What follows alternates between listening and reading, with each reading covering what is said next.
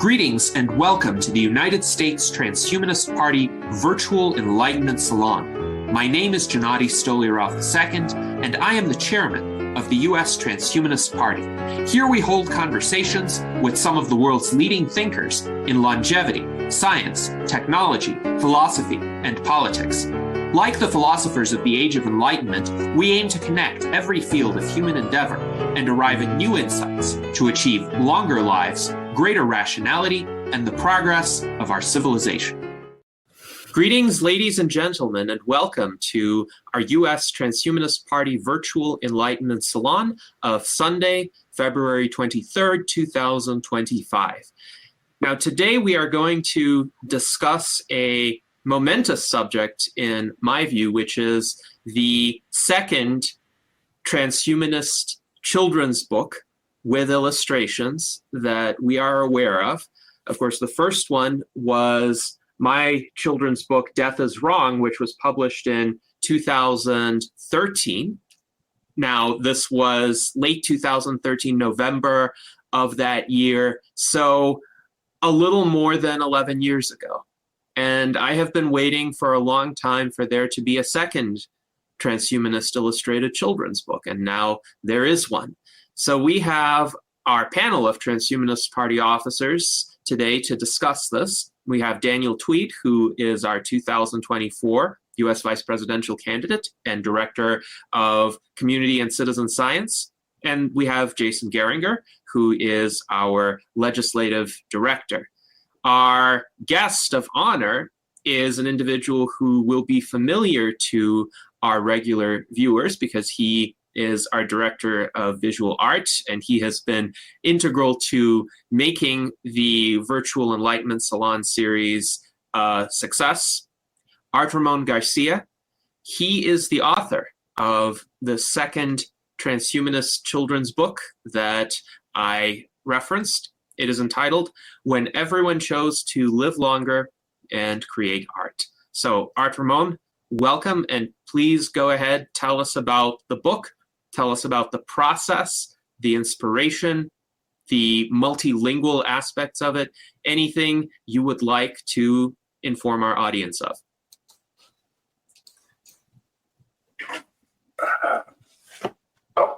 Sorry. Well, thanks for having me. I knew that Gennady had created a children's book, and even knowing that all these years, it still did not trigger in my head that I should also make one.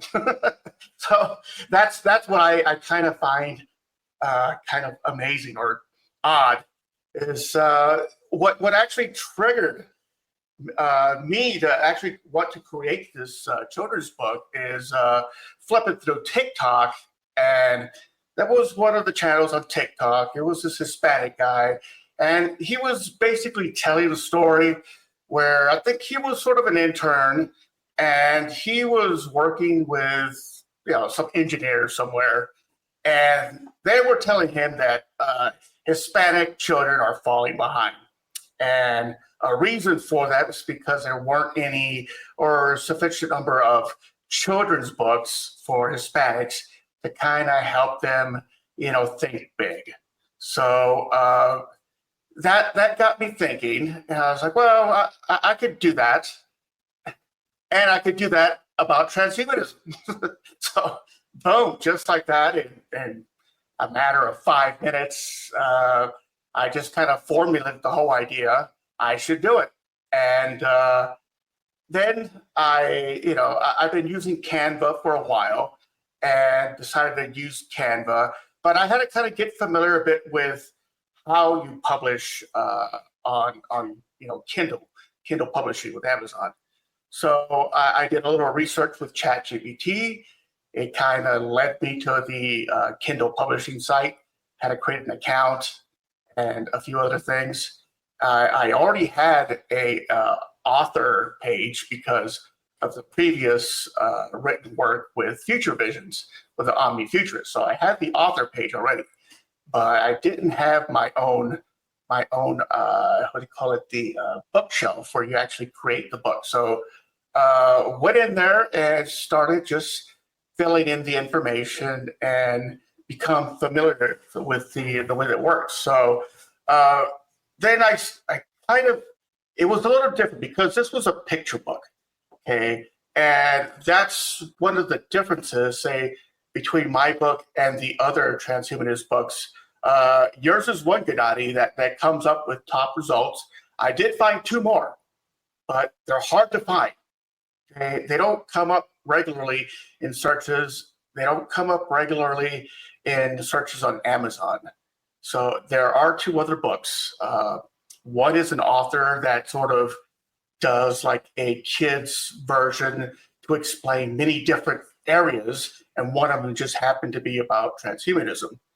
And it's a bit more like yours, where it has a lot more written text and it's meant for older kids. Whereas my picture book is targeted more for like elementary school kids, 5 to 10 is sort of what I'm targeting. So became familiar with that.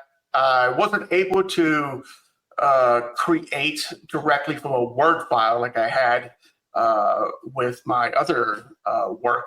So that kind of said I have to do this all by images. So I used Canva, and let me show that real quick. Here at Canva, I basically had to figure out the dimensions of the page I wanted to use and get that exactly, because they will reject it if it's not exact. But this is where I started to sort of create the images and the narrative. Now, while I had this story, it was very loose. There was nothing solid in my head. And that's one of the things I've sort of had problems with dealing with COVID is you have this brain fog, you can't focus straight, but you still have the ideas are there. It's just a matter of getting to the information. So what I had to do to bring this narrative to life is I first imagined the image. Okay, I'm opening the book. Here's the image, and I used ChatGPT to create the images. And in fact, that's one of the reasons I was able to accomplish this work within a span of 2 months, from initial concept idea to actually publishing the first ebook on Kindle. So it took me about 2 months using AI. And I remember the first image was I knew I saw this sort of planet from space, and then I got the idea of putting sort of a space station or a ring world space station around it, and I got put that into ChatGPT. It generated some images, and no, it was too photorealistic. It's not what I was looking for. So then I created a project within ChatGPT, and let me show that. So I created a project, and I had several sub-projects under here, and this is the first one. And I eventually had to sort of divide it because it was too much information within a project as I was generating, continued to generate images and the narrative. The story is mine. When I first put my first draft title, was Day of the Dedicated to Continuous Living Creating Art, which was way too long. But I rolled with it for a while until maybe I was kind of halfway complete with the book. And then I said, hey, ChatGPT, it says, it's too long, shorten this down and make it sound like a children's book. And it kind of gave me a few suggestions, and that's how I came to the current title.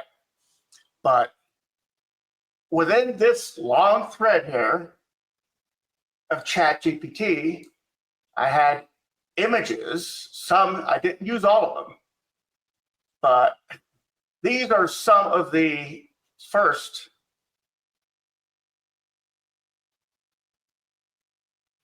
Going back and forth with ChatGPT. Create another image depicting a bishop ring in the orbit around Nuuterrlandia. So didn't like that image. And this was a little too sci-fi photorealistic. And I went through several iterations looking for the perfect image. And I eventually went with this one here.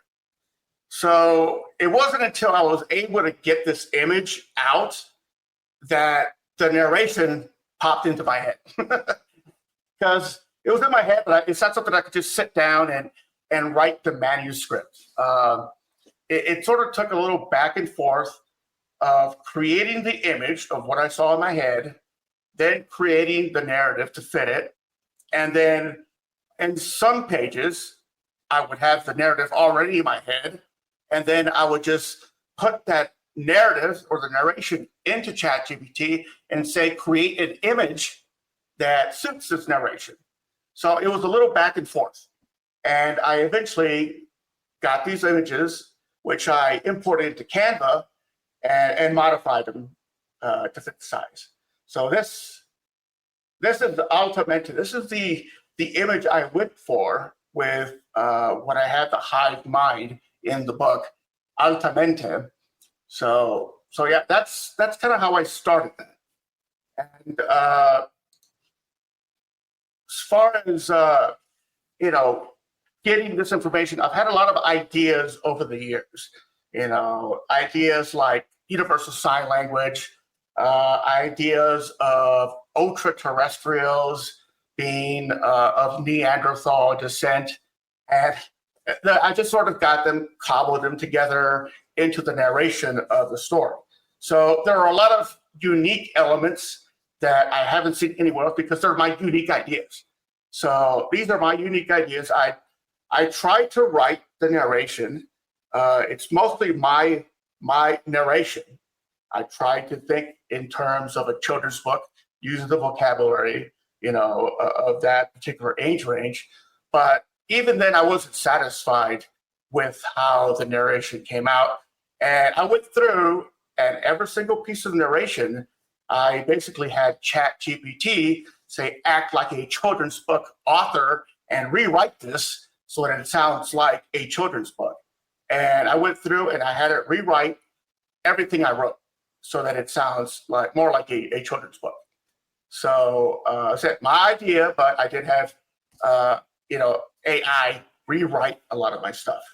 So yeah, and with a combination of ChatGPT, then going back to Canva, it slowly came out as an ebook first. And this is the English-Spanish ebook, which I published on the 24th of December last year. So, yeah, and 2 months to create this book. And immediately after publishing that, I started to do other languages. What I wanted to do was concentrate on the languages here in the Americas. So here in the Americas, according to ChatGPT, it was going to be English, French, Spanish, and Portuguese were the main languages of the Americas. And then after that, I created those pairings of languages, the main ones, like Portuguese, Spanish, English, French, and so forth. After that, I wanted to tackle African languages, and I created 6 different pairings of African languages because I wanted to promote this, and especially in Africa, since I have a lot of contacts in Africa. I wanted to promote it there with the different languages, even though in a lot of countries there, English is the primary language. Still, I kind of saw it as a bit of an outreach, to do it in their languages. But I still had to whittle down the languages according to what ChatGPT was able to translate effectively. So even though I had ChatGPT say, give me a list of the most spoken languages in Africa, it would do that. And I would say, pair them together and whatever makes the most sense. And it would come up with a logic in how to pair these languages. But then I said, get rid of any ones that you cannot effectively translate. And it did get rid of some that it had already paired. So I had to shuffle them a bit around. because it didn't have enough training in those particular languages in order to do an effective translation. So finished those translations, and then I started to do a bit of India, kind of South Asia, and I did like Hindi and Bengali, and I think another two. And then I was like, okay, let me start turning these into print versions of the book, because these were all ebooks. And then I kind of ran into a problem with Kindle publishing. So with KDP, they have a restriction on the types of languages that are allowed, but they seem to be not so concerned with the restriction on the ebooks, but they are with the paperbacks. So all these versions I had in certain language, all of a sudden I couldn't make a print version of them. I was like, oh crap, I wasted time making the ebook and I can't make the print version because of these restrictions, which I didn't know that we're going to do until I actually went to do it. So I had no problem with, the basic American languages, but when I started to do the African languages and the South Asian languages, I saw that problem. So I kind of switched gears, and instead I asked ChatGPT to look at the list of the languages that are allowed in Kindle, and then generate a new list of pairings or languages that I have not addressed yet, and start with those. So the last one I'm working on right now is Chinese Italian. So I'm doing a Chinese Italian after having just finished a Japanese Polish version, which is on the list. But anyway, my throat's getting very dry. How about some questions? All right. Thank you very much, Art Ramon, for that presentation and the insight into your creative process. We have a lot of favorable feedback for you from our audience. Our friend Alan Crowley writes, yay for Art Ramon, great book. And Corche writes, it's the exciting birth of a genre in terms of transhumanist children's books. I would actually be intrigued to learn more about the other two that you discovered, and perhaps we could share more information about them later on in this salon. Now, Jason noted that ChatGPT most likely uses DALL-E 3 to generate images, and that makes sense because both of these are platforms created by OpenAI. Now, let's get to a question from our friend Mike Lazine. Now, he did ask how long it took you to make the book, and you said 2 months. What programs did you use? And you explained that. So is there anything additional that you would like to clarify in this about your process and how each of the programs contributed? Yes. A lot of the images I was able to use directly without modifying, but as I got into the characters, okay, that's one thing that ChatGPT is just horrible at, is you can't just create a character and say, okay, now put the same character in a different scene. It creates a whole new character, and that's where I had to use some photo editing. So photo editing with GIMP, I use GIMP to sort of copy out the character to put it into a different scene. I did that several times. Canva also has an ability to do something similar.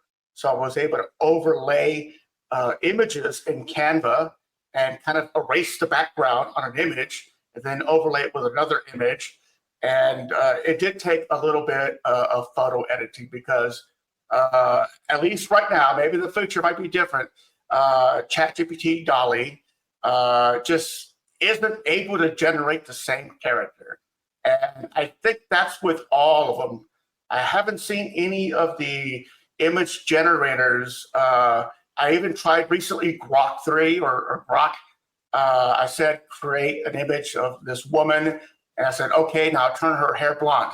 It creates a whole new person, you know. It won't just modify what's there. So it creates a whole new person with blonde hair. I was like, no, that's not what I asked you. You know, you go back and I tried to word it several different ways. It just would not, you know, modify that original image that had, like the person with the dark hair, and make it blonde. It does not do that. So this is where it would take kind of photo editing skills to manually change that hair color. So I did have to use GIMP and some of the photo editing abilities of Canva. So Canva was my main program that I used to create the dimensions of the page. And that is important for when you upload your manuscript into KDP and you select a particular book size. So it has to be like a quarter, it's not quite a quarter, an eighth of an inch to the sides and a quarter of an inch to the top, I forget what it is, of trim. So because these are full page images, you have to have with bleed, they call it, so that they can cut it and there isn't any white borders anywhere. So they have to have that trim amount. And the first few tries, I mean, I failed 5 times. The first time with the ebook, even with the ebook, got rejected. So I was having problems even with that, even though the ebook was still a little bit easier than the print one. So the print one it had to trim things that I had to take into consideration. Canva has a margin feature, which if you allow the margins, it just shows little dotted lines. And if you stay within those margins, it'll pretty much pass the Kindle publisher test, the check that it does. Because it doesn't want any important information outside of their margins because it could get cut off. And especially if it's a book, the inner page, you know, if it's towards the inside of the spine, it's going to be hard to see if it's too close to the edge of the page. So you need that space, that margin space away from the spine. So you could probably get away with being closer to the edges on the top and bottom, but on the sides, because that page could end up being on the inside of the spine, either here or there, you want that margin space.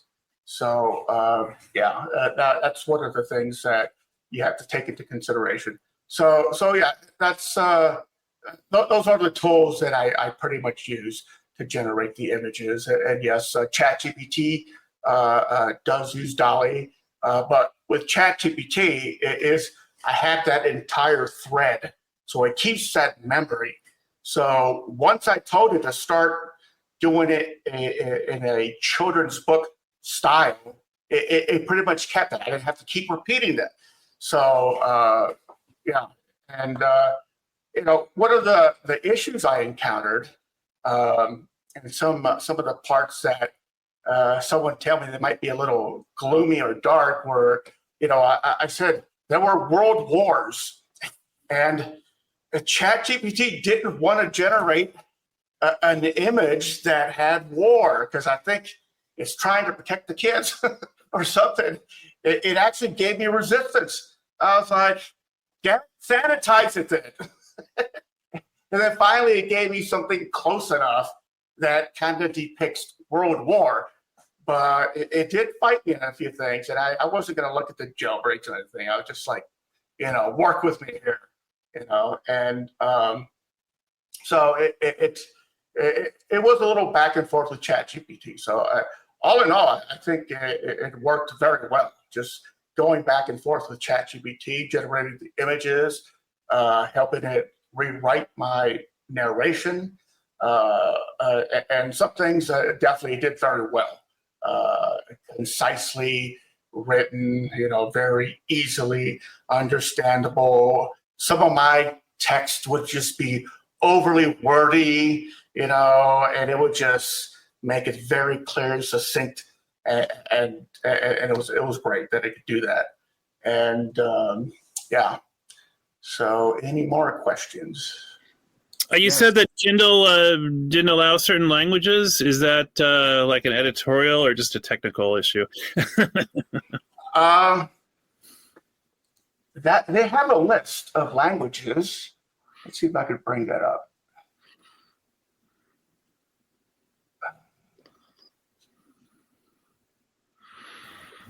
So yeah, I mentioned in chat about the consistent characters. They're getting better about that now. I think it has to do with the seed. Usually, it's set to random seed to generate this random number for the seed. Okay. But once you get your regular character you want, if you keep that same seed until it, use this seed every time, then I think it does.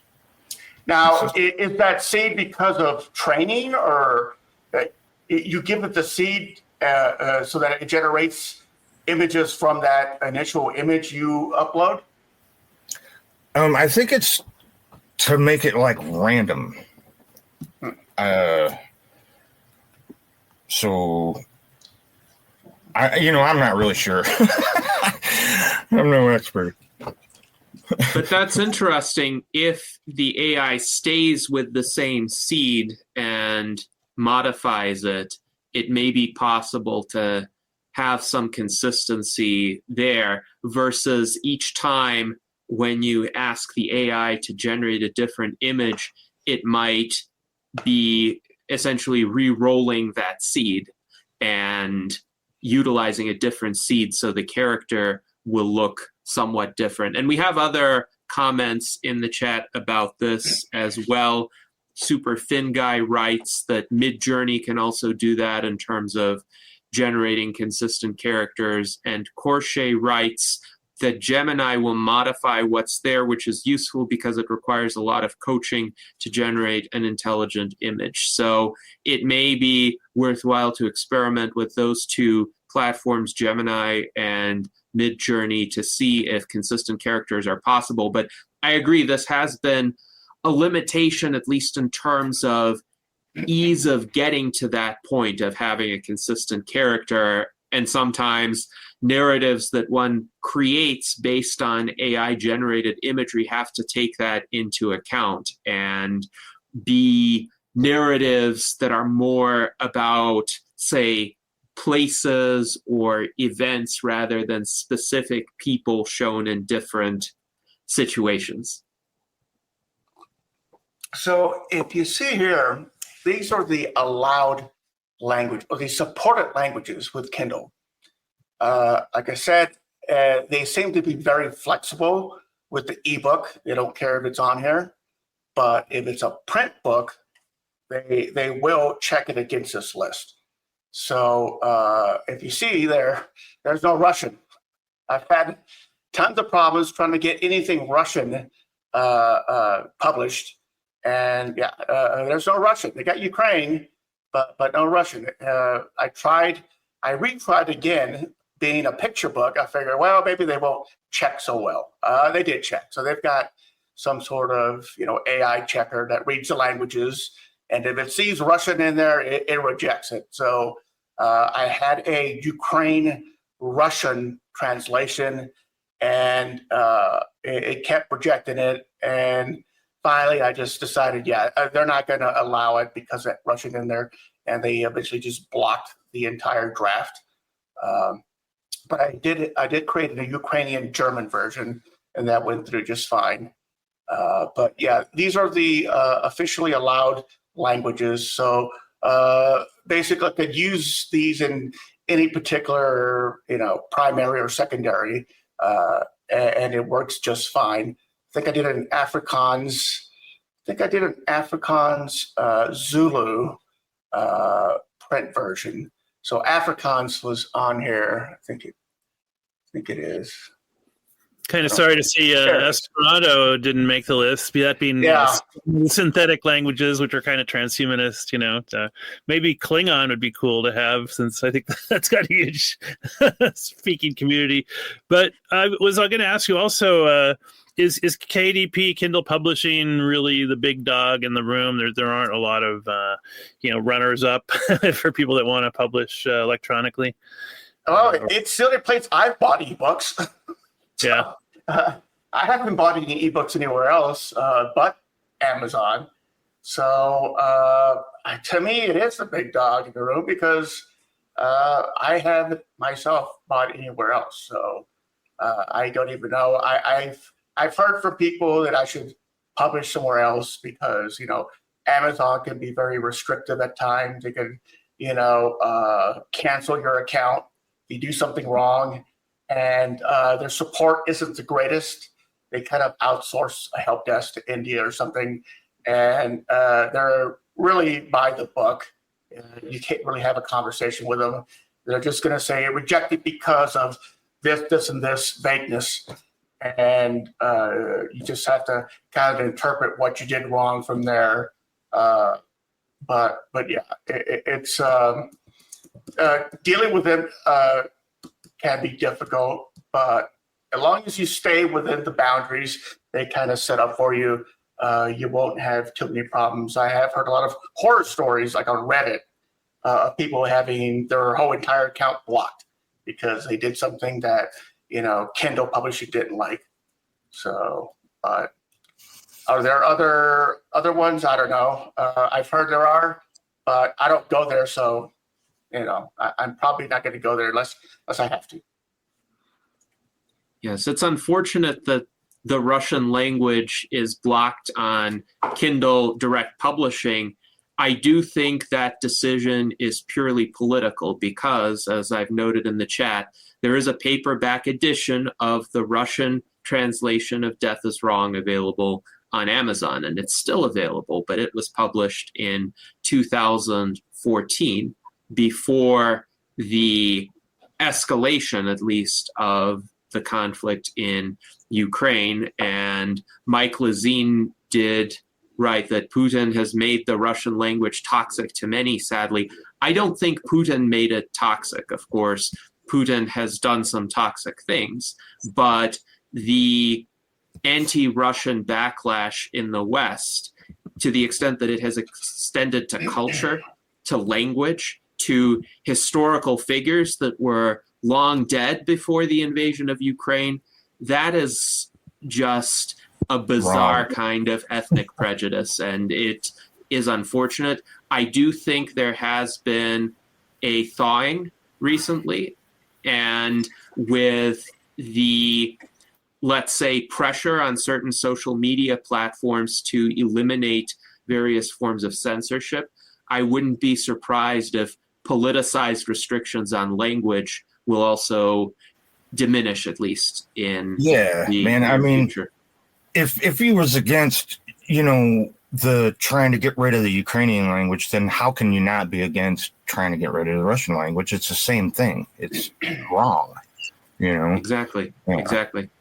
Yes, we should have as many books available in as many languages as possible to reach people, and that's the beauty of the internet. That's the beauty of digital versions as well, which have a zero marginal cost of production. So I am really fascinated by this premise of having each book in a pair of languages, so that somebody who may be a native speaker of one language but trying to learn another, whichever those two languages are, and a Russian-Ukrainian pair is a great example, because there are actually people in Ukraine who have spoken Russian for a very long time, but they want to learn Ukrainian.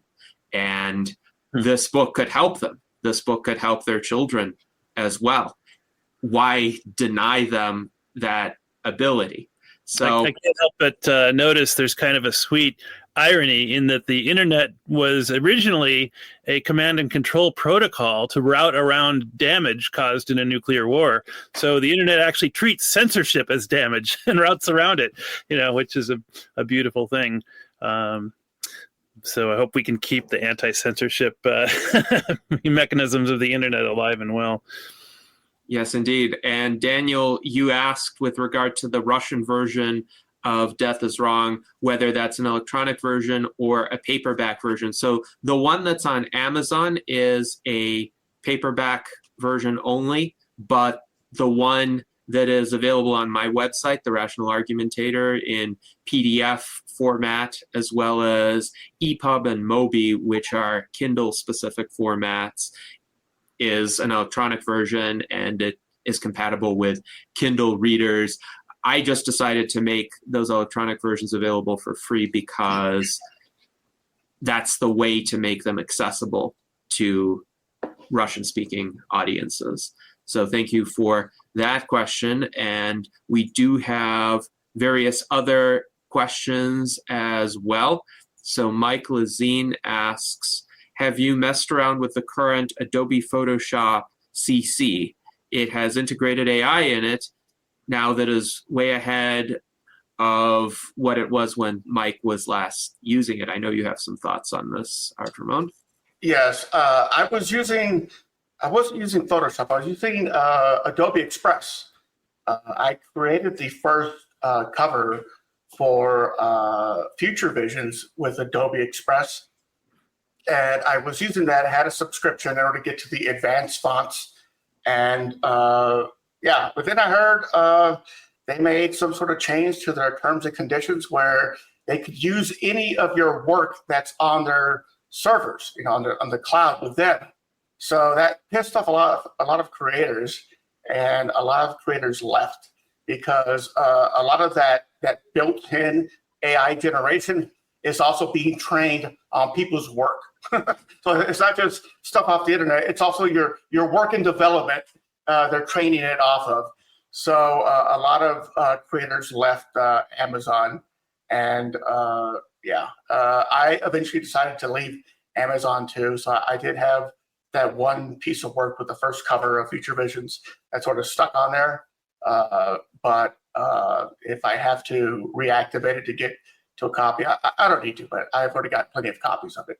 But I went over to Canva, and Canva has a lot of the same features that Adobe Express had. And I like it. I think I heard people say, Mike say that it also does video. I haven't tried it for video. I've been mostly using CapCut for video, doing little promotional type videos for the book. Yes, thank you for that answer, and great question, Mike. Elaine Walker observes that she uses GIMP all the time, so you are not alone in that, Art Ramon. And she also thinks that that image of Altamente would make a great album cover for a musical album. And speaking of images that you have generated that didn't make it into the book, they may still be worthwhile to publish online, even just in Facebook or Instagram posts as standalone images to drive interest to the book, or to show another, let's say, imagined version of some of the settings that comprise the book. What do you think of that possibility? Sorry. Yeah, I kind of did do that with the cover. The cover and the few following pages. Let me see. These were variations. So these were variations of some of my artwork. So I actually uploaded my Germinator painting, photo of my Germinator painting, and I said, turn this into a children's book cover. So this is what ChatGPT did. This is one of the images, and it did several variations. And this is how I kind of reused them, was to put it behind the dedication and the first few pages, the copyright, whatnot. So yes, I could reuse the other images that were not used in the book. I do have some.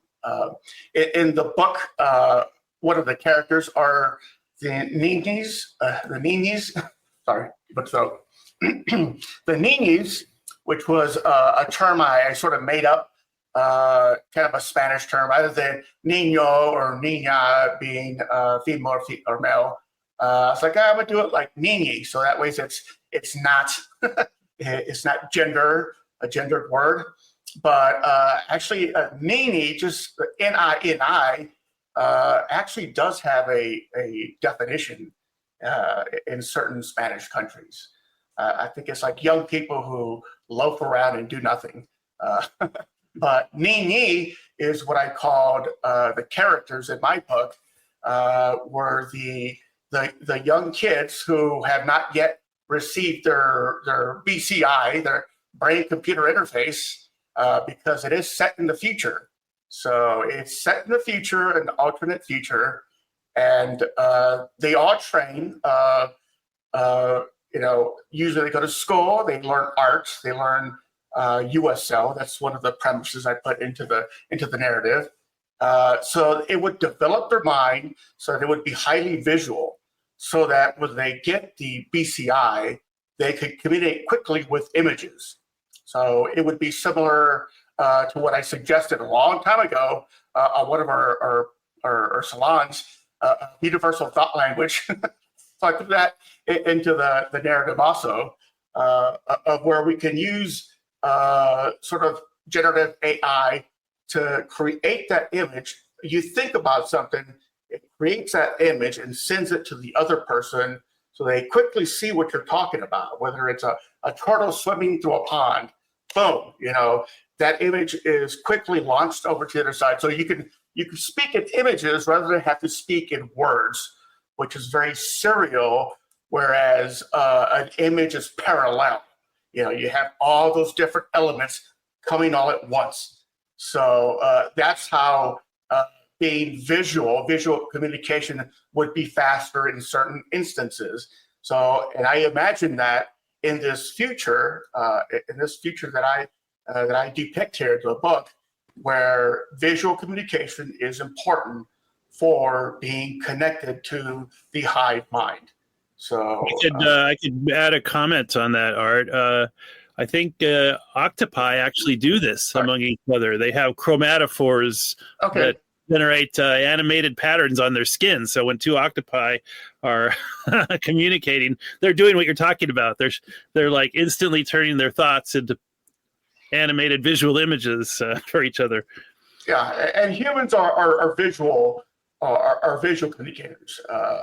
When you see people's facial expressions, micro expressions, we are visual communicators first and verbal second. So, we have, our eyes have a direct connection to the brain, whereas our ears don't. So we are visual communicators first.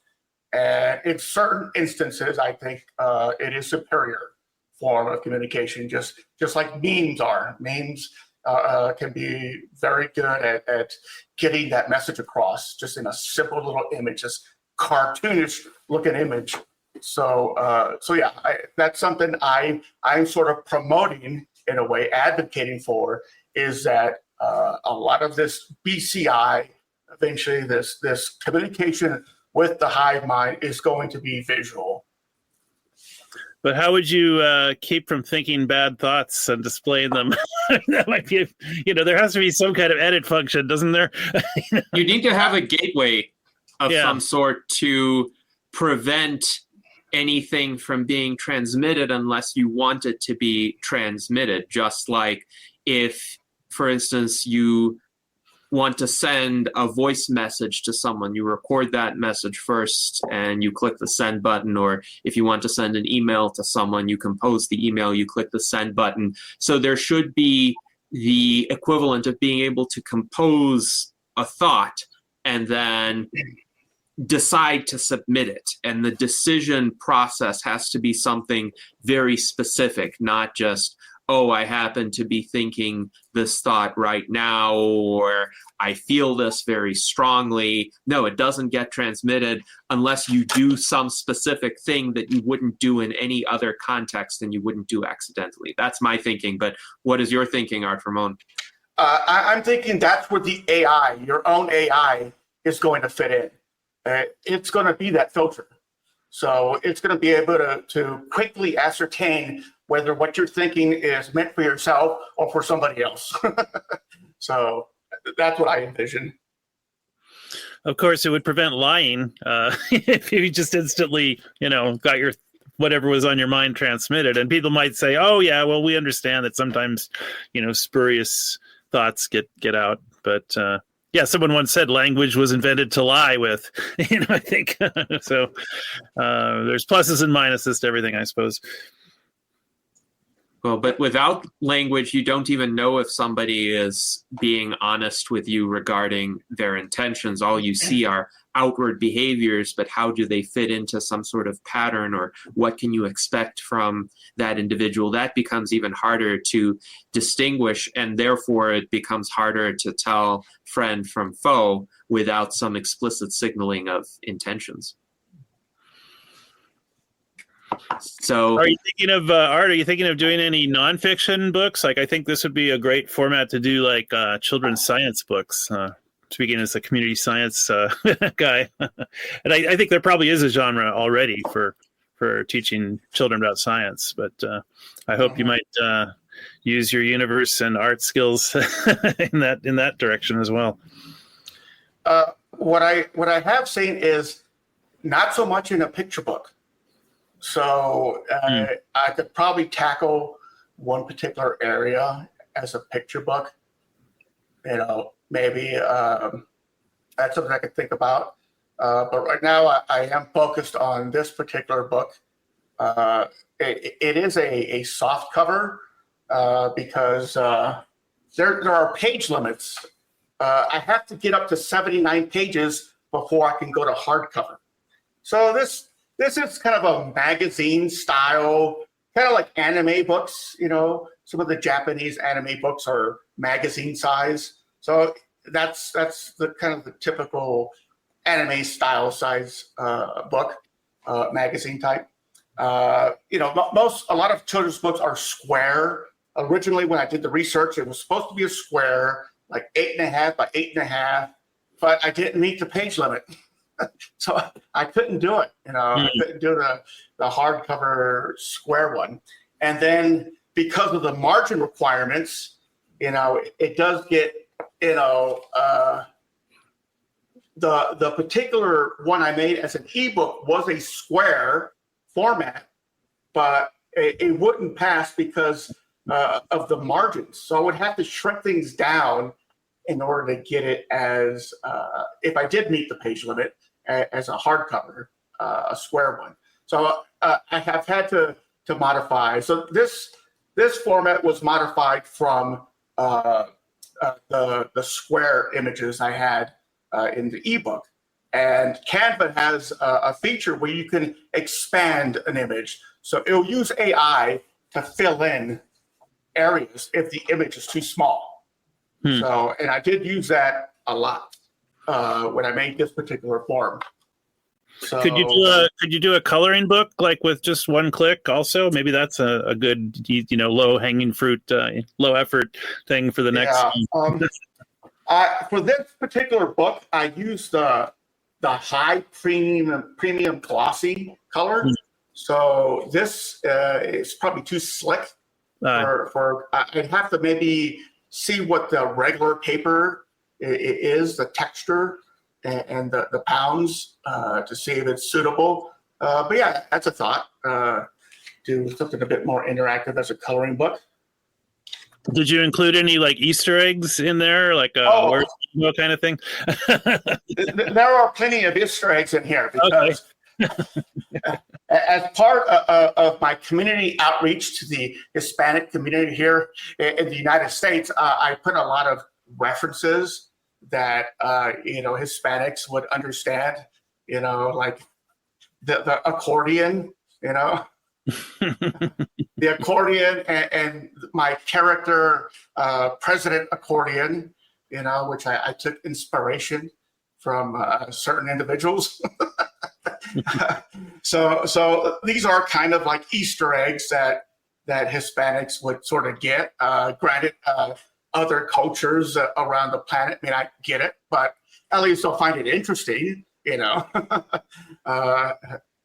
accordion and whatnot. So yeah. Another thing you could do is include like a quiz, and then teachers could use it for like comprehension, like ask questions about the content or something. That might be a way to get more traction in the children's market. I've got a lot of Easter eggs. I've got a lot of mysteries in there too.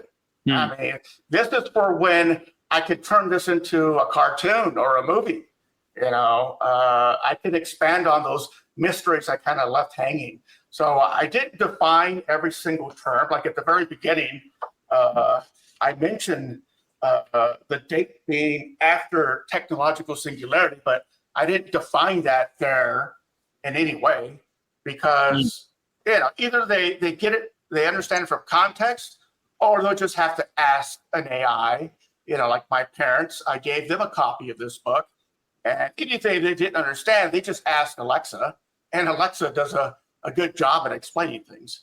So, if a kid doesn't understand it, well, they're going to have to ask mom and dad or ask AI, if they really want to understand what it's saying, or they could just sort of get the gist of it and move on. Yeah.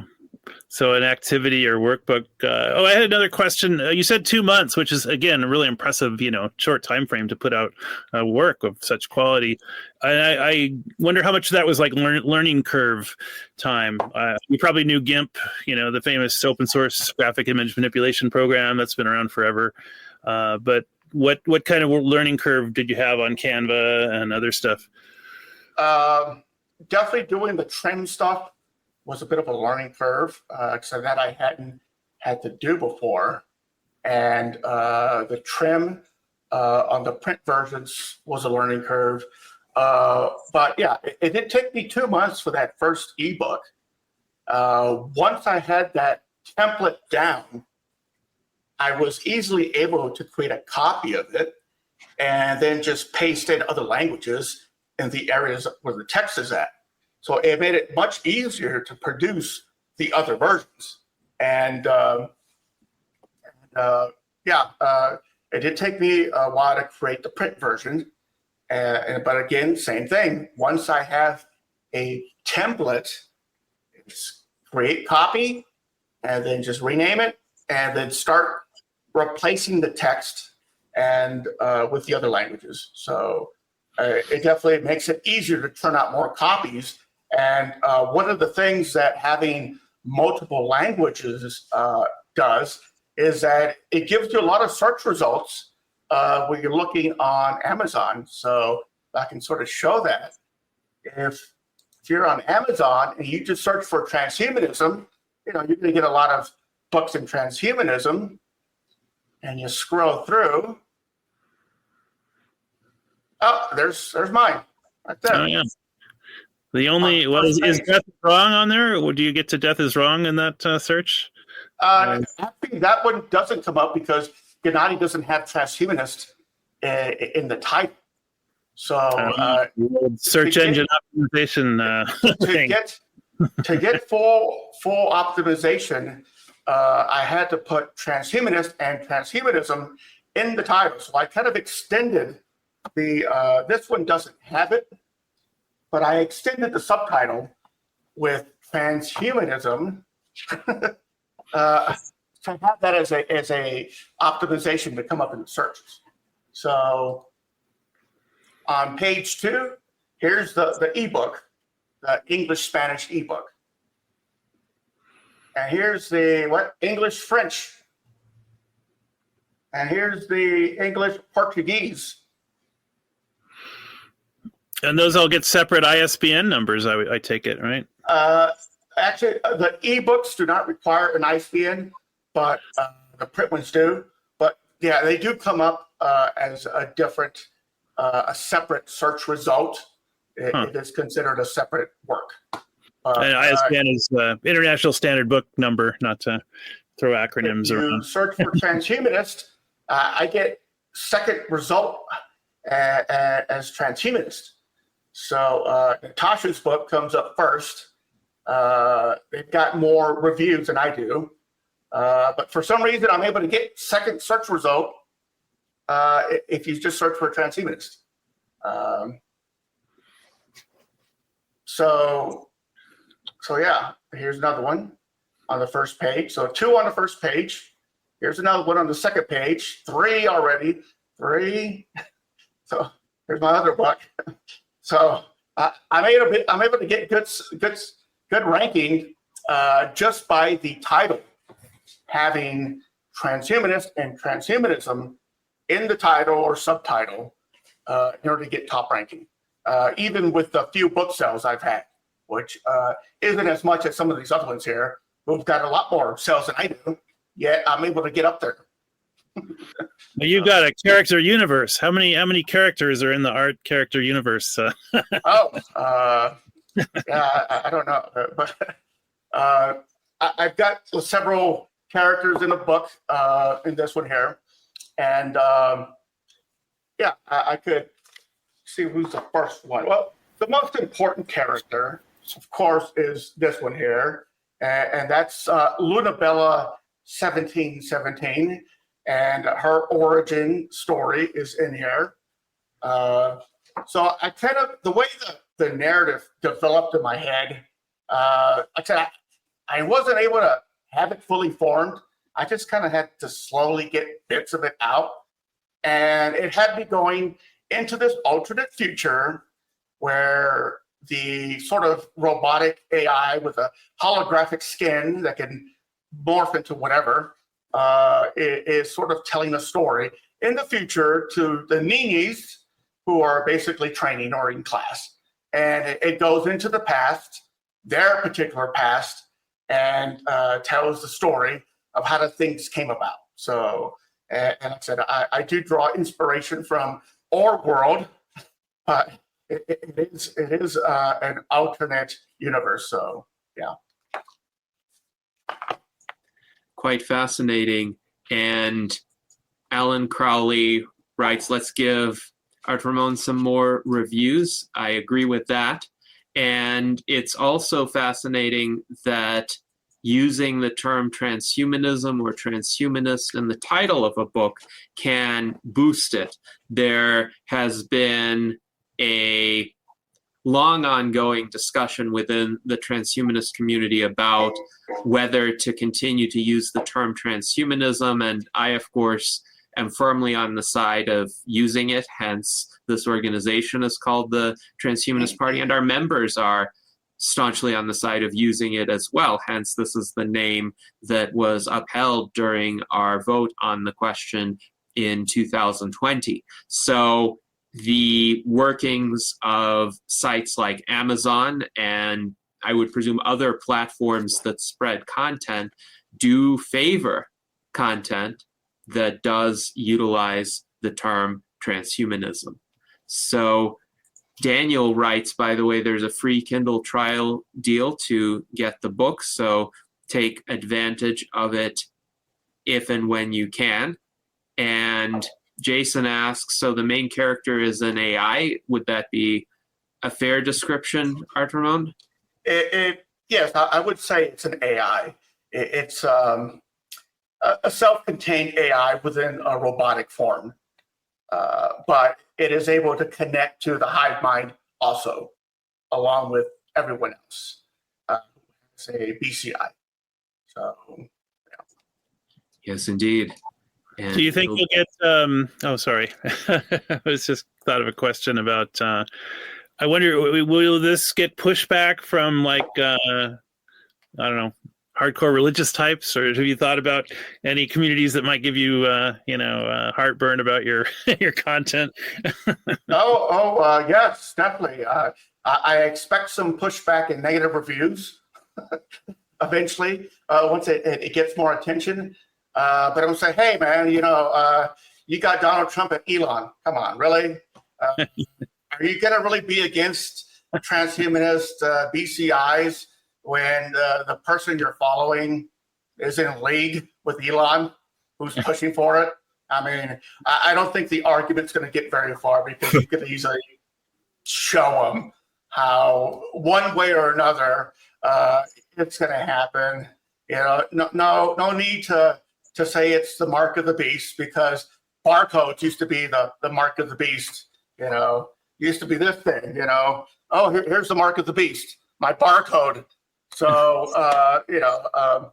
I'm familiar with the religious ideology, and even I'm concerned, because I don't want to be forced to do anything I don't want to do, because that's one of the things I promote in the book is freedom to choose.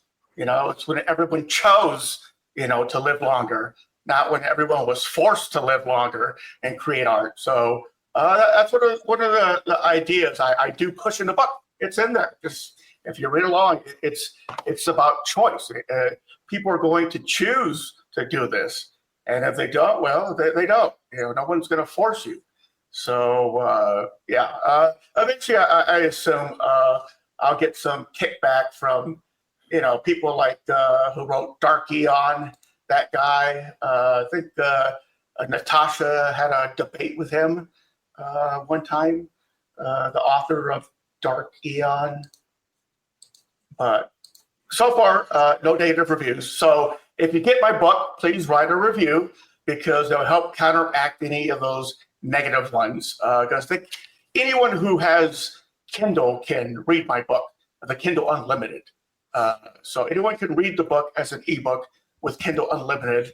So that means someone who doesn't like some of the concepts of transhumanism that I have in a book could easily write a negative review. So if you have read my book, please write a favorable review so I can counteract any negative ones. And I also chose to promote and advocate the T word, which is why I made a double capital T. Just so that there was no confusion that it's the T word. And I did that with as many of the language translations as I could. Not all the language translations I was able to do that, but a lot of them I was. Once I started going through a lot of the translations, I started to recognize the characters in different languages. It's like, that's the T there. They sometimes transliterate the word, so I was able to see that what particular character was the T, and also make it a capital T on both. So and like I said, I wasn't hiding it. I'm putting it in everyone's face. It's a transhumanist children's story. So wanted to make sure it was loud and apparent. Yes, absolutely. Go ahead, Jason. That's good. Yes, I mean, it is good. Transhumanist, the word transhumanist is kind of... Sorry, I'm breaking up. I'll just shut up. Well, go ahead and put your comment in writing and we will read it out. But I agree that using the word transhumanist so openly will widen the Overton window to encompass transhumanism. And that's extremely important. So now we have some comments as well about the appearance of the book. Elaine Walker writes, it looks really high quality, and Mike Lazine agrees. He says, Amazon did a pretty good job with publishing and printing Art Ramon's book. And Carlos Nato writes, it's really beautiful. Alan Crowley writes that he has a copy of Art Ramon's book. It's wonderfully colorful and tactile, a beautiful book. So thank you to all of the viewers who wrote these words of praise. And indeed, this is content for reviews that you can include.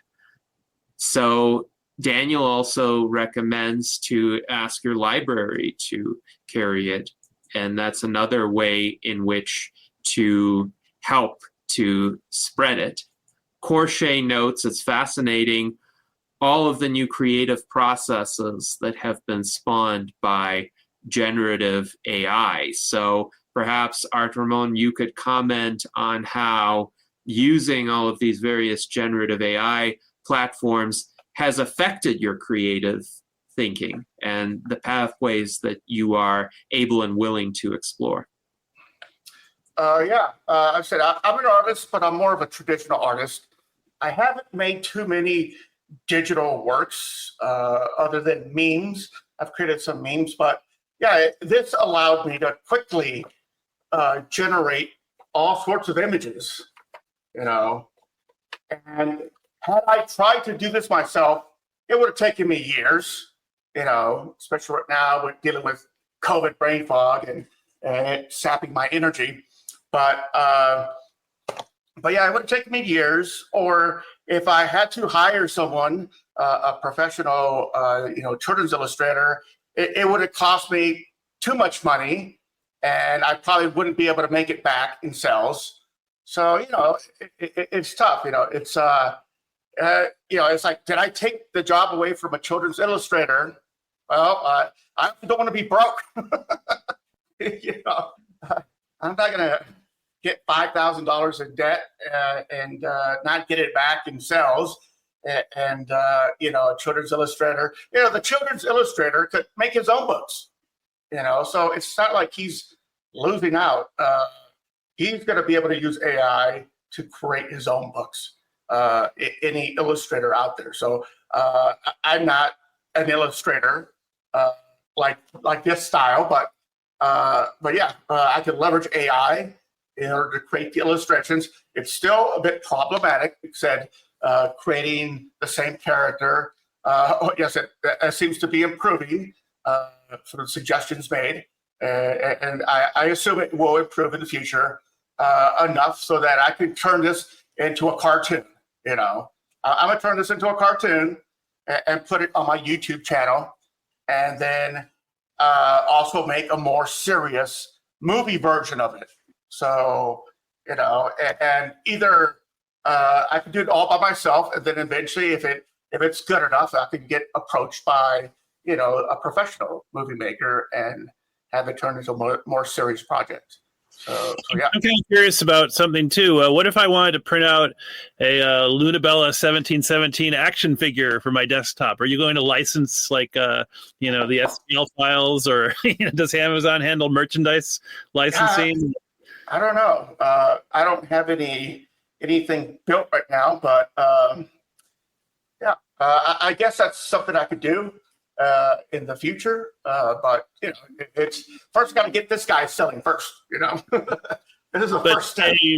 I assume you've reserved all the merchandising rights and other kinds of rights. I've reserved. This is not open source. It's not open source. I reserve the rights to everything, and down the road I'm gonna expand on this. But right now, like this is a good tool. I mean, I encourage people to buy one for yourself and buy one for somebody else or your library and donate a few. I've tried to keep the cost as low as possible. It's like barely $1 profit from each one. So it's not like I'm making a ton of money. It's just that's what it costs for the publishing, the printing cost. So, and then Amazon wants their share too. They want some profit. So, it's the cost is as minimal as possible. I did send 4 copies in various languages to Kelvin in Nigeria, and the cost was like $25 a piece. It cost me to send it to him because of the shipping costs to Nigeria and the duty fees and whatever else they tack onto it. But here, you should be able to get this for like, I don't know, $13 or so if you have free shipping with Amazon Prime. So I have it listed, I think $9.99 is what I have this listed at. I think here in the US, I have other of the translations in other markets. So those are priced a little bit differently depending on their currency. But I just kind of played around with the different markets depending on the language. But you could buy any one of them still here in the States. All of these 4 that I printed, I think 2 were here in the U.S. market. I think 1 was in the U.K., but they were all printed here in the U.S. and they were shipped to Nigeria from here. So I'm still waiting for some photos from Kelvin, where he's giving it to his students to read. But you could always use the direct action route and just sneak it on into a children's library. See how long it takes for the librarians to say, "Hey, this is not an approved book." Yeah. Well, what I told Kelvin, I was like, you need to use this as a tool to go out and to lend it out after his students have read it, lend it out to other schools and make connections with other teachers at other schools. And that way you can spread transhumanism, the philosophy, by networking, by lending it out. So I think it'd be a valuable educational recruiting tool to be used by lending it out to other schools. So that's what I encourage him to do after his students have read it. So is the copy on the spine very legible? Like if it's on a bookshelf, what does it look like? If no, that has to be the hardcover. Okay, the soft covers don't have it. The soft cover doesn't have it, and this is about, I think, 49 pages. To get to the hardcover, I have to have 79 pages. So yeah, that's where I have to decide how I'm gonna do that. I was thinking of maybe making a transhumanist, U.S. Transhumanist Party version, where we could put some of our information in it at the end of it, to kind of use as a recruiting tool. So it would be both, because I said I got a lot of pages to fill. So I could sort of do that, but it's going to increase the price. That's the thing. It's more pages, hardcover will increase the price. So maybe we could do a smaller version. I'm looking into making the 6x9 version, that one, of this, to see what it looks like. If it's too small, so I'm going to make a prototype and see what it looks like. And if it looks good, it's something where we can put information from the U.S. Transhumanist Party at the very end, and it shouldn't increase the cost too much, and it should be a bit cheaper because it's a smaller form factor. So then we can use that to hand out versus the idea we had of doing those little flyers. Remember they had the flyers, because those were pretty expensive too. That was like $9 or something. It was expensive when I looked into the price on Zaza one time to do those like 3-fold, cards. So it'd be cheaper just to do a whole book, in certain cases, and we could put our kind of recruiting material at the end of it. So I'm looking into that. How do you feel about fan fiction? People writing stories with your universe? Are you open to that? Well, I can't stop anyone from doing it, but if people are doing fan fiction, I guess it's getting out there. But it's my idea. I did leverage current events in this universe, so it's not like it's completely unique. I am leveraging, but you have to do that to make it relatable. If it's too different, people can't connect to it. It's too foreign a thought. So I do make it relatable. But I did put in my ideas of the pine cone, which I've had that idea in my head for the longest time, about the pine cone DNA being an archive for information from past civilizations. So that's in part of the narration of the book. part of the theme. So it's my ideas that I haven't seen anywhere else. Anyone else suggest that? Usually when people see the pine cone symbolism in ancient artifacts, they usually say it's your pineal gland, not that there's, archival information in the DNA of the pine cone. I would say it looks ripe for a video game or computer game spinoff too. Yeah, it's if it catches on, it could go in a lot of directions. But right now, it's kind of just stick with the book, keep marketing the book, market it as best as possible, and encourage people to get a copy and get a few extra ones to lend out, and they could use that to connect with other people and spread transhumanism. So yeah, indeed. And Jason also points out, if people are doing fan fiction, that kind of means you made it to where you want to be, because that means the book is getting attention and it means that people are aware of it. Jason also says it is a good idea to use the word transhumanist. This was the comment he was trying to make.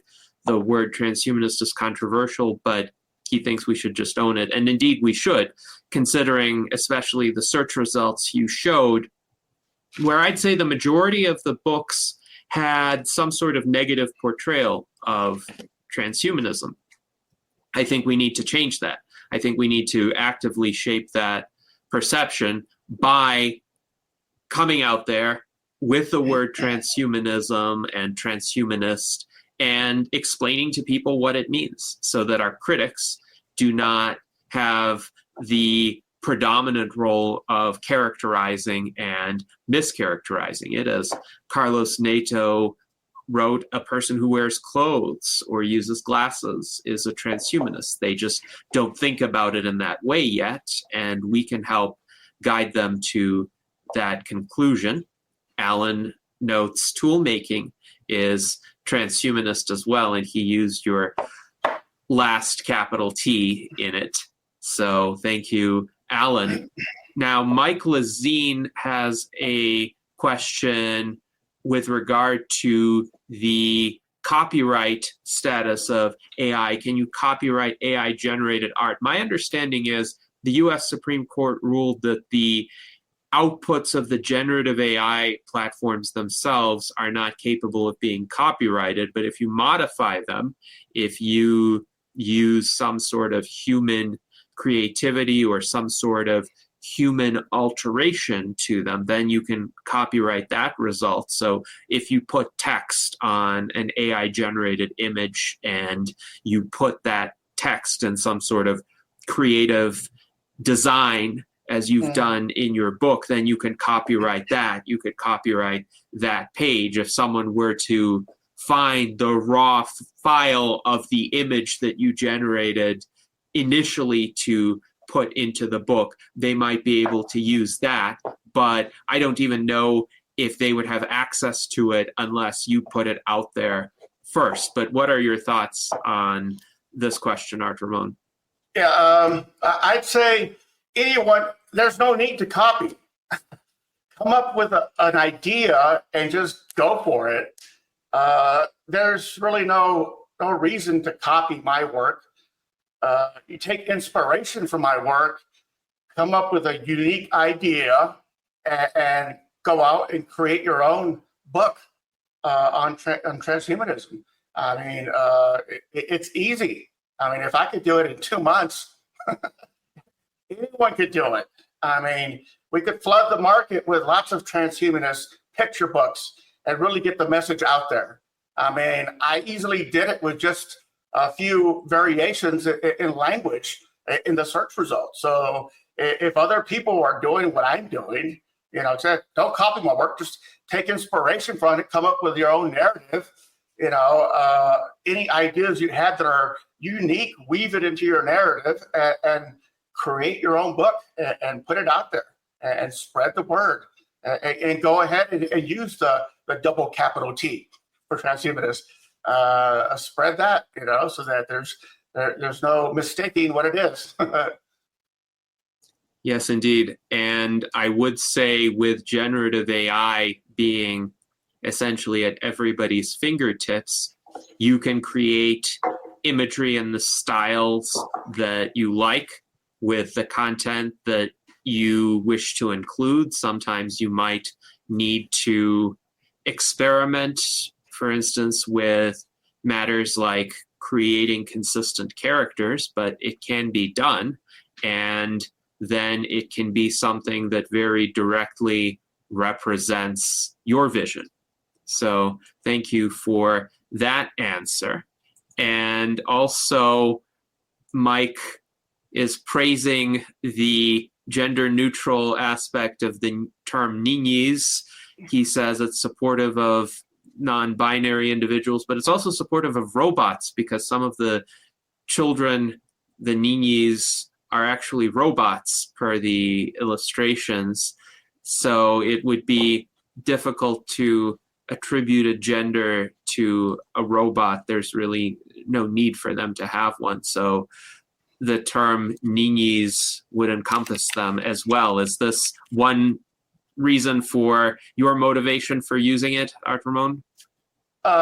Yes, it's the whole gender debate thing. Like a lot of the Hispanic community, we're trying to create a Latinx, which I thought was kind of silly. I was like, if you want to make it gender neutral, just say Latin. Exactly. Or say Hispanic. Yeah.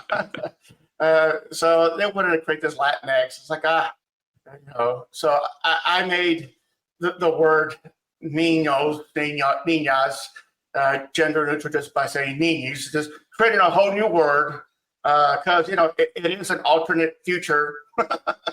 It's an alternate reality, so I can do whatever the hell I want, so yeah. Indeed.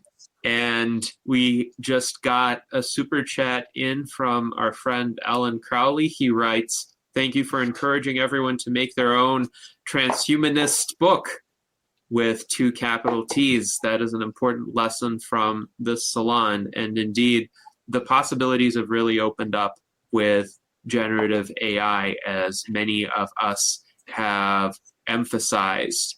Also, Daniel has a good message. The USTP is the anti-entropy party. So we can emphasize that as well in our communications.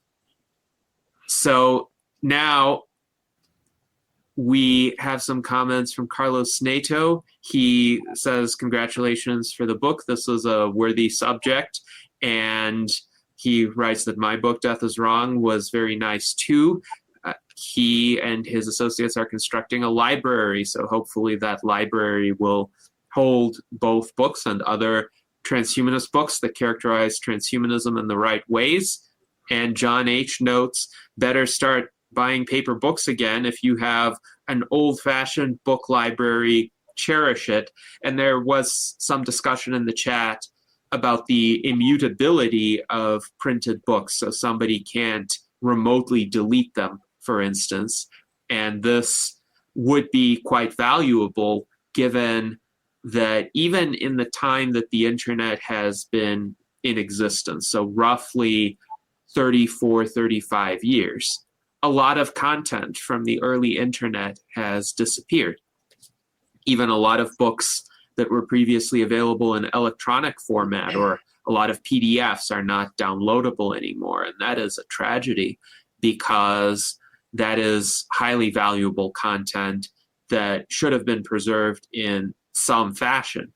And I think it is a good practice given sufficient time, and I know time is a severe constraint for many, but if one has the opportunity to take any piece of writing and create hardcover versions of it, such as a book compilation that could also be published through Amazon, that would increase the chances of that piece of writing being preserved.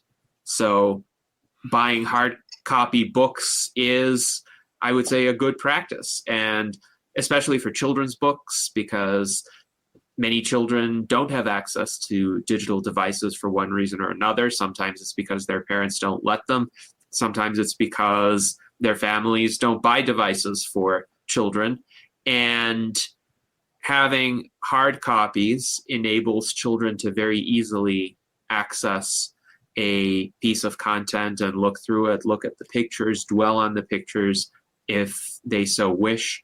That's why Death is Wrong not only was published in hard copy versions in 5 different languages, but I hosted a fundraiser on Indiegogo in 2014 to distribute 1,029 hard copies of Death is Wrong to children from 14 different countries. So thank you, John, for that commentary. And hopefully now it will be even easier to get these hard copies printed and distributed.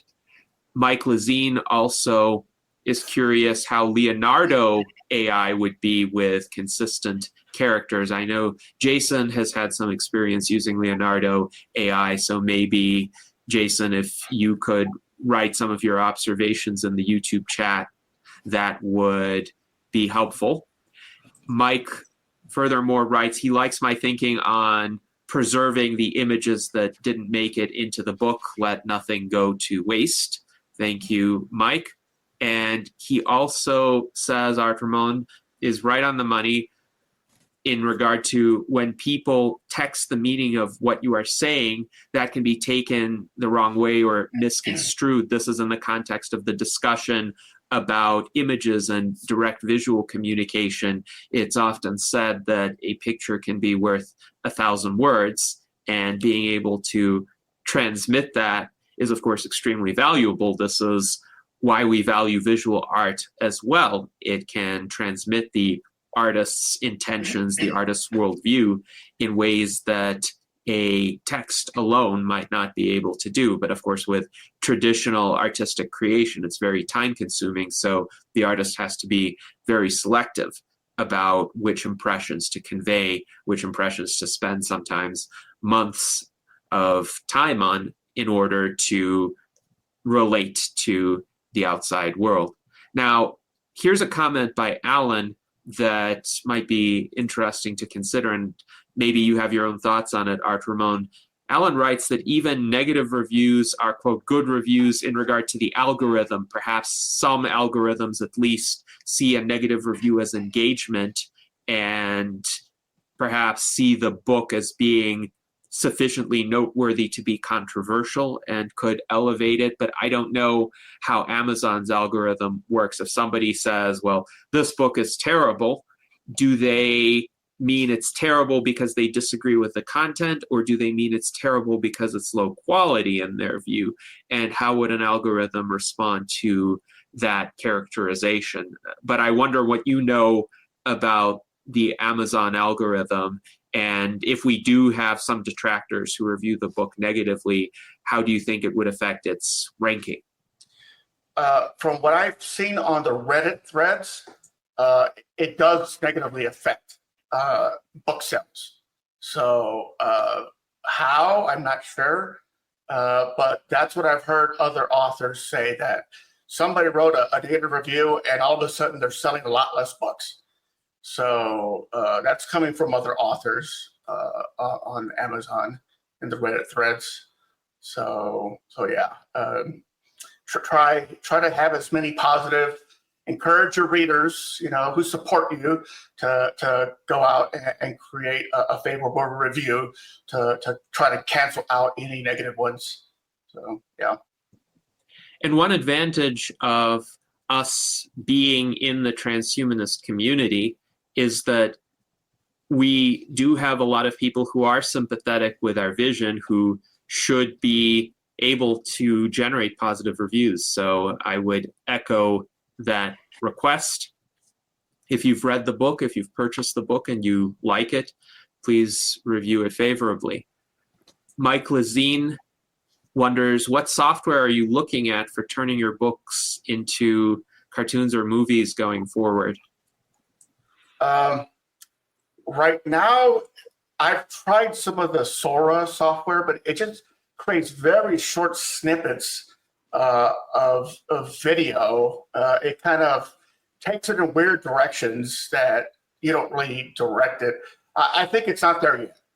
Maybe in a couple years it'll be there, but right now it's not there yet. I've been mostly using it to make little short promotional type videos that I put on YouTube, or I put on Facebook or X. Just promotional, quick little promotional videos with sound. I've created a few in the past, so I kind of have a template, and then I update the template if I create any new videos from it. But right now it's not there. But you know, in 5 years it might be commonplace. You know, say here's my book. Turn it into cartoon. Turn it into a kid's cartoon. Turn it into a more adult themed cartoon. Turn it into a movie. You know, turn it any variation you'll be able to turn it into. So yeah, I could turn it into an anime style, book. So yeah, I'm sure that in the future I'll be able to take it in a lot of different directions. Right now, I don't think the software is there yet. It costs me too much just to make a few seconds of video. You have to buy the credits and whatnot. You only have so many free credits with the paid subscription of ChatGPT I have now to create that sort of video. And then you have to pay for more. So very short little snippets of video that I haven't really played around with trying to direct it, but it still kind of seems to go where it wants to go. You don't have much control over it. Right. Short snippets are what I have seen online, and it's interesting. Sometimes with creative curation, it's possible to generate longer videos that are successions of shorter snippets. Like on Instagram, there's an account, I have no affiliation with it, called Sci-Fi Scapes, and essentially the creator there generates images and video animations of futuristic cityscapes, like advanced megastructures that could be built several thousand years hence, but the videos only have a few seconds in a particular scene, and then they shift to a different scene. And he has generated enough scenes in a consistent style that it looks very immersive. But one has to be creative in that way. One still can't spend like 20 seconds in a single scene. But there are some programs that are being recommended. Jason writes InVideo is a good one, and LTX Studio does this too. Jason is saving a list of programs that might be able to generate videos convincingly. He says he will connect you with that list that he has for whole movies after the salon. So thank you, Jason. And Mike also mentions that he found an AI animator online, but it was buggy based on the text prompt that he used. So thank you, everyone, for that feedback. And Mike also thinks if someone like Steve Aoki, who is a popular EDM musician and a life extension supporter, by the way, if he got a copy of Art Ramon's book, he would give a great review and might even make a song inspired by the book. And again, inspiration is excellent. You know, if somebody used a reference to the Luna Bella AI in a song or a poem, Art Ramon, hopefully you wouldn't mind something like that. It would mean that awareness is spreading. Yep. Excellent. Probably a Creative Commons, just to credit the creator, kind of, is the traditional way to do Creative Commons, like, reuse it with credit, non-commercially. But I did have a question for you, Art. Would you describe your book as like, maybe the most optimistic vision of the singularity? I mean, I know you got people being paid for their art, by aliens, and there's all kind. I don't want to give away too much, but robots came up earlier, and I love that the word robot was a Czech word meaning forced labor, robota, and it was actually a famous story by a science fiction writer, Rossum's Universal Robots. And but yeah, I mean, making art and getting paid to make art is as far away as you can get from forced labor, wouldn't you say? I mean, this is like the very most anti-dystopian version of the post-singularity future. Am I on base with? Oh, that's how I envision this alternate future. I did get some feedback from some people that it was too scary, but I was like, I don't see that scary.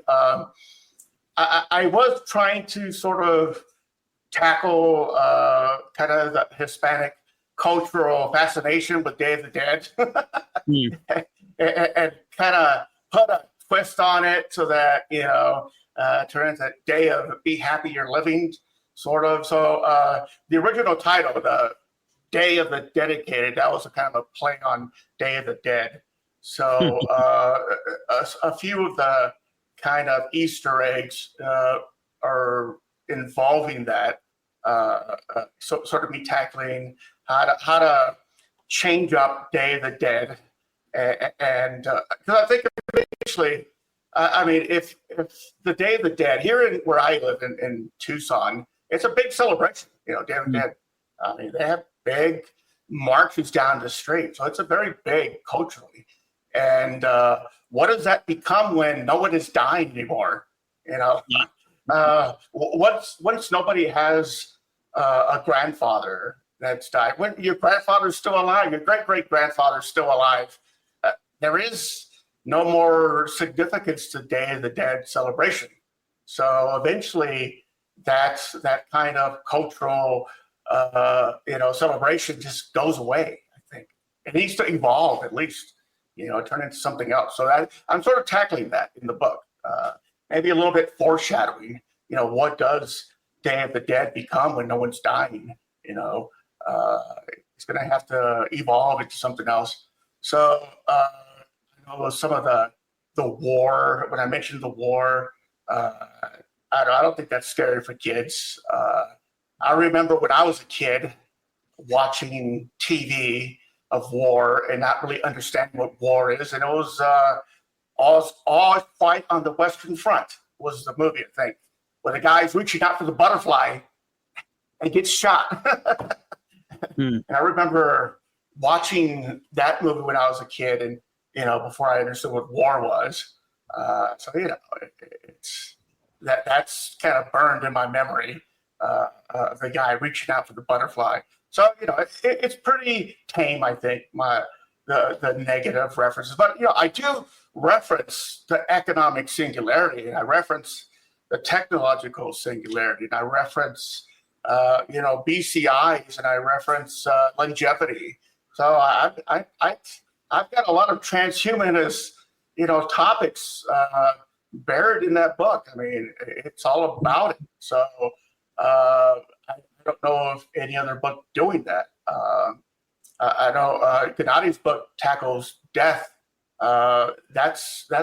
I think you went into some history in your book, Gennadi, but I don't think you tackled you didn't do other transhumanist BCIs or technological singularity. Am I correct? Well, I did discuss some possibilities for technological progress, like space exploration, development of orbital colonies or colonies on other worlds. But there is a segment actually about my introduction to war as a child, and I'll read from it. It is fairly brief. It reads, "As I started to read history books and watch films, it did not take me long to find out that most people did not survive to age 100, and that, yes, even children could die. May 9th, 1992 was celebrated as Victory Day, the 47th anniversary of the Soviet Union's defeat of Nazi Germany in World War II. All the television stations showed old historical films, including images of Nazi persecution of Russian civilians when the war began in 1941. I learned that the Nazis shot and hanged millions of innocent people. I found out that in addition to dying of old age, people could be killed, and no one was invulnerable. The old Soviet films showed that some of the, quote, heroes who fought back against the Nazis were younger than 15 years old.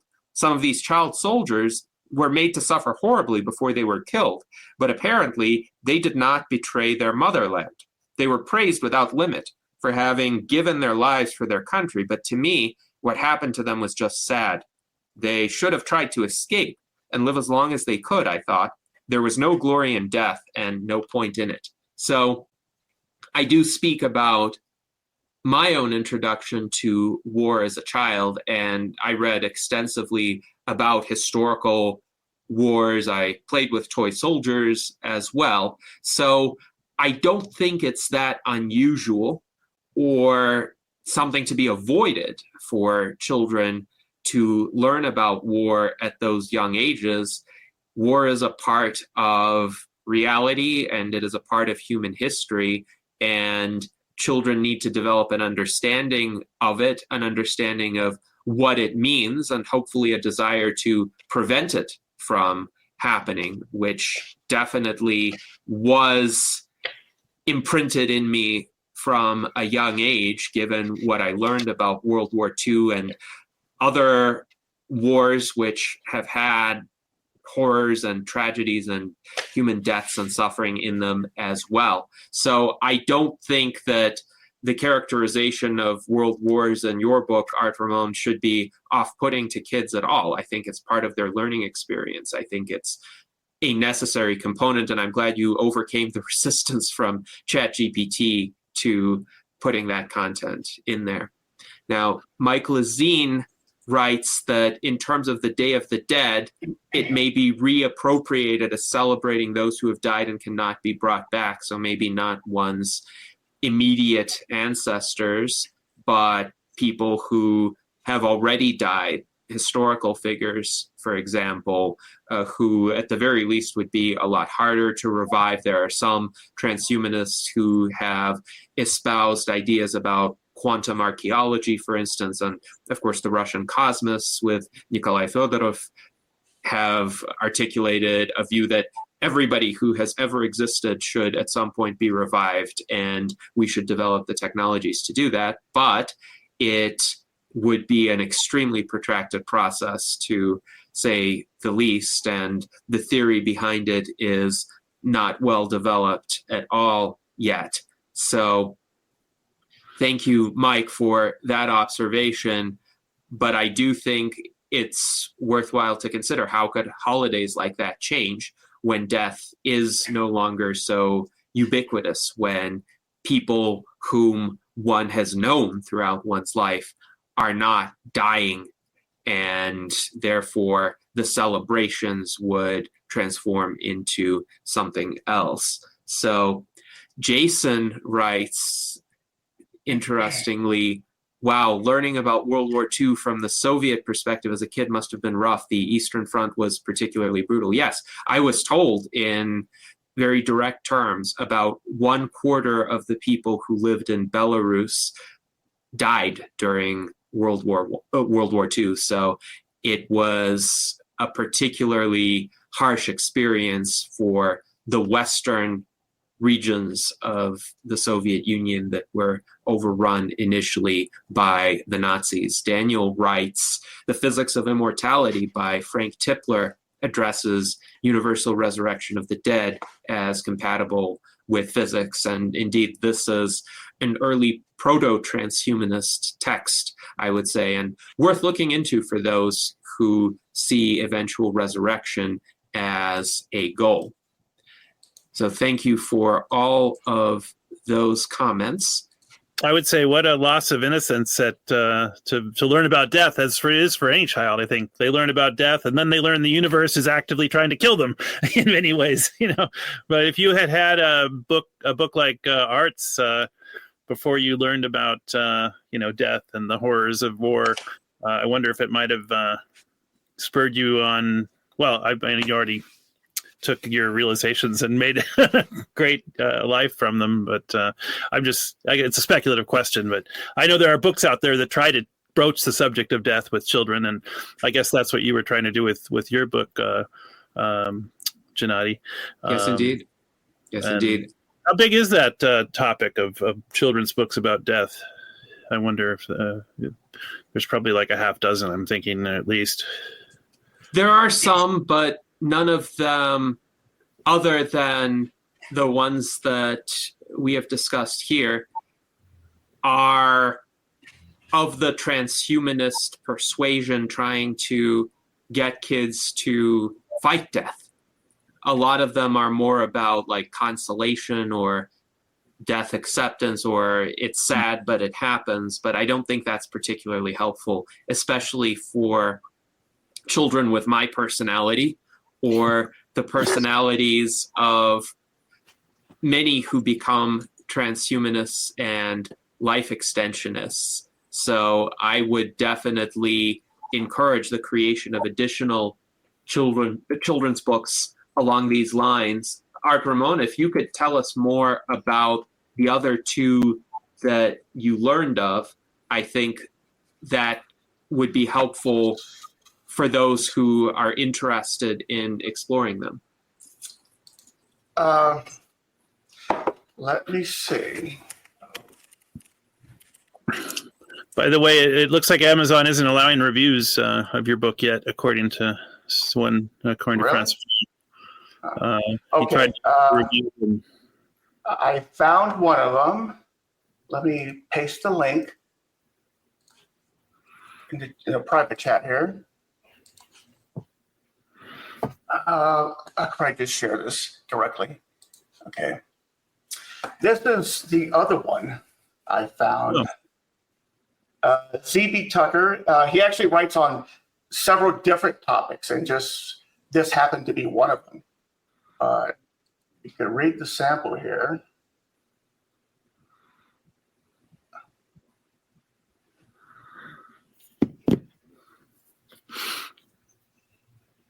And this is a children's book, The Race for Immortality? Yes. Yeah, it seems to be a bit older kids. Young adult. It's more like Gennady's book than mine. So, yeah, this is just a few pages from, is it on, it is on Kindle. Okay. Slice would be added. I'm not sure if I can show the whole thing on here, but this is the other book that I found. And there's another one I found, but I'm not sure if I found it on Amazon Market. I think I might have found it somewhere on the internet. So, but I did find two others. This is one of them. So there are at least sort of 4 transhumanist themed children's books. So, yeah. Very interesting. The Race for Immortality, it was published fairly recently in March 2024, so less than a year ago. It's not surprising that I hadn't been aware of it, but I will definitely look into it and see what ways it portrays the pursuit of life extension in, based on the imagery and text so far. I am optimistic about this particular book. Now, I am also curious, Art Ramon, how many languages in total have you translated the book into thus far? Right now, I have a total of 20 different languages. They're all languages that ChatGPT said that it could effectively translate, so they should be good translations. Francois did find an error in the French version. It was a tiny error. I think it was the gendered version of the word was incorrect. But, I kind of put that as a disclaimer at the front of the book. It goes, hey, I'm using ChatGPT. It works good enough, and if there's an error, well, you'll get the general concept of the idea, even if it's not a correct translation. So I don't think it's gonna stop anyone from understanding what's going on in the narrative, even if there is a mistranslation. But yeah, I've been very happy. I mean, I can read the Spanish version, and the Spanish version was fine. I could sort of read the Portuguese version, and things looked like it flowed well. So yeah, I'm kind of trusting ChatGPT for the translations, and yeah, I don't have a problem with it. I think it's perfectly fine. Anyone, like I said, it's part of outreach. Some of the language pairings that I'm doing now are a bit kind of odd. I don't want to make everything in English. It's like the Japanese Italian version, or the Polish, what was it, the Chinese Polish version I made. So they're really odd pairings, but it's, to me, it's to encourage multiculturalism, but it doesn't all have to be Anglo. It's just worldwide multiculturalism. So yeah, I didn't make everything in English / some other language. I did vary the language pairings, and right now I'm sort of doing it from the advice of ChatGPT based on that language list. So my strategy's changed a bit. So, but yeah, I've got the top languages. I think I still have to do it. Oh, I have a Chinese Italian version. I think I'm not completed with yet. So, still working on that one. Oh, do you want to talk about the tech that's on your head there, Art? Is that something that we could know about? Well, we could do. Yeah, this is a neorhythm. So it's post magnetic stimulation. So it's supposed to help your frontal cortex. I don't know. I've been wearing it for a while to help me focus, I think. Otherwise I'm just relying on coffee for focus. Otherwise I have trouble finding the words sometimes if, I'm not really well rested or I'm too tired. The brain just doesn't work correctly. So I'm going to be using this from now on. This is one you just wear, and it is sending a magnetic stimulus into the brain area, which hopefully helps activate it. I've been playing around with several brain devices lately. This is one you can wear passively. The other ones you kind of need to put them on and do a training regimen with the app. But this one you could just passively put it on. I'm also got another one on order, which is a vagus nerve stimulator. You wear it around your neck. And it puts like little electrical pulses on your vagus nerve to help you calm down and get out of that, the sympathetic mode, fight or flight sympathetic mode, calm you down into parasympathetic. That way you can think clearer rather than having the racing thoughts. So, yeah. Yeah, I'm a big fan of electromedicine, which has been very heavily suppressed by big allopathic pharma, et cetera, in the last 100 years. But yeah, I think it's making a comeback. I'm waiting for a direct current stimulation device. There's a company called Lifted, but they kind of took it off the market as they're redesigning it. So I'll probably get one of those devices with current stimulation, electrical stimulation versus magnetic pulse. So I would try several. There's one that also uses 40 megahertz light. Supposedly it's able to get light to your brain and stimulate your brain cells. I'll try anything right now since I'm not doing my hyperbaric oxygen therapy and code plunging that I was doing, which kind of stopped working. So I decided to try something else. Can we get a link to the where to get one? Sure. What's the name? Yes, and in the meantime, since our time for the salon is unfortunately coming to an end, I would just encourage the continued development of the genre of transhumanist children's books. I think what Art Ramon is doing is an excellent contribution, and for people to purchase the book, for people to write positive reviews. Here is the link to the book on Amazon, and one can also find Art Ramon's author page on Amazon. This is a great gift, as Carlos Neto pointed out, for holidays or just to children whom one knows. And I hope that this is the kind of book that can help us get to a world where we can all live long and prosper.